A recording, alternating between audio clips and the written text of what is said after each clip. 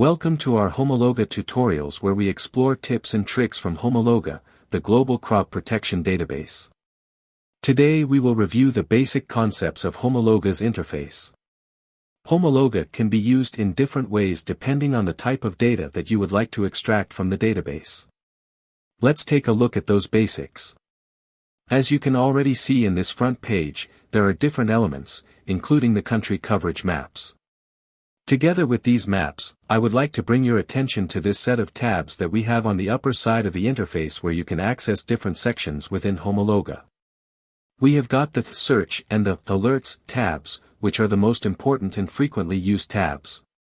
Then we have got an About tab, Documentation. We also have an Update Journal and some References that we share for more information about Homologa. We also have News and Contact. In this particular tab you can access our contact form. If you want to send some requests or questions, you can do that here. At the end of the tutorial, you will also find the email that you can use to contact us anytime when it comes to Homologa. So as I said, the two most important tabs would be Search and Alerts.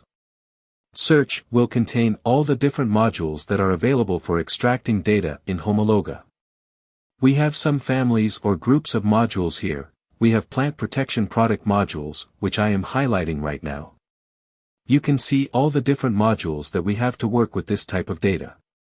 You will see the same idea for maximum residue levels, with the different modules as well. Then we also have a separate section for seeds.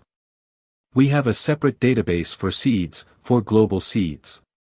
And then we've got food trader statistics, which is a separate module and contains information about imports/exports globally for commodities in different currencies.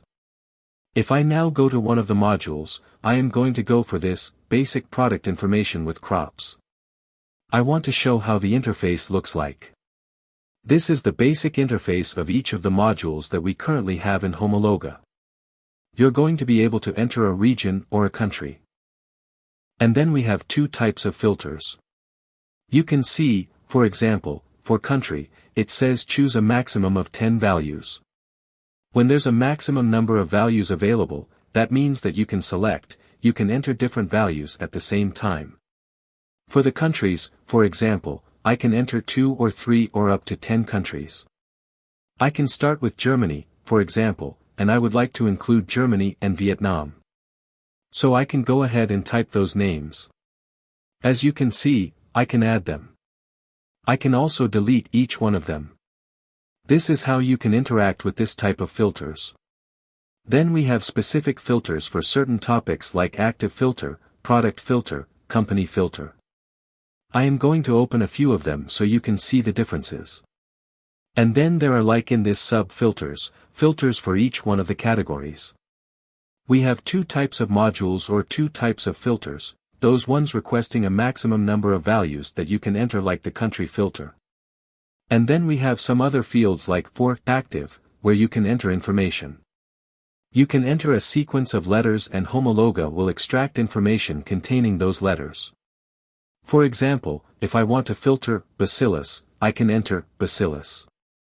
And as you can see, as soon as I type Bacillus, we're going to have certain results. I can go ahead and select one of these. But if I leave it like this, I am just going to extract everything containing Bacillus. If I want to go ahead and perform this extraction, the results will be about all the different Bacillus in Germany. I am not going to go into details about how to work with this particular module because we're going to have separate tutorials for each one of the modules, but I wanted to show you how the basics of the interface work in each of the modules.